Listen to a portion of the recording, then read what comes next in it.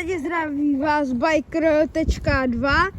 Jsem tady s Bikerem Podtržítko a dneska vám ukážem naší trať, jak vypadá.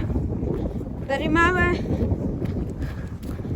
krásné dva skoky, který se za mě docela povedly. No, tady máme takovou fakt úplně mini klopenku.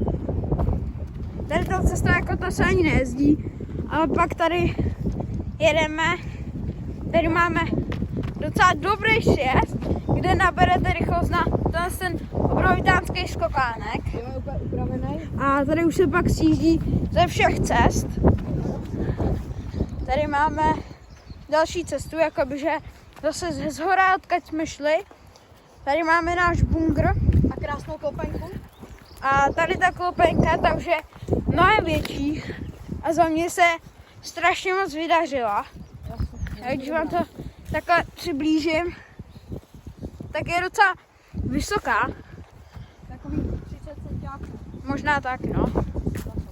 No, tady se zase sjíždí touhle cestou, kde máme, Za nás tady ta cesta je nejlepší, nebo aspoň jasně, kde máme další klopenku, pak tady máme Ačko.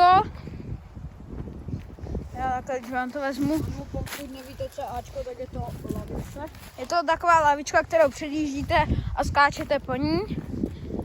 No, tak. Pak tady máme docela dost velký skokánek, na který ho padáte. Asi největší. Je to asi největší, co tady máme. A padáte takhle přímou čarou dolů, nebo ne přímou. Ale tak.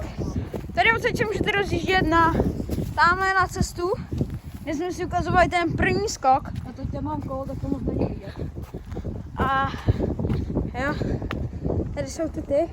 No jinak, tady je další cesta. To je vede na tu klopenku. Tam je ta klopenka, no pak tam máme ten bunkr.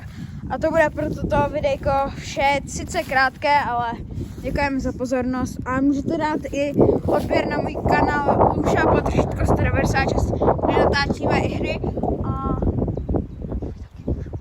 A na kamarádovo Marfin. Takže dávejte odběry, lajky a čus!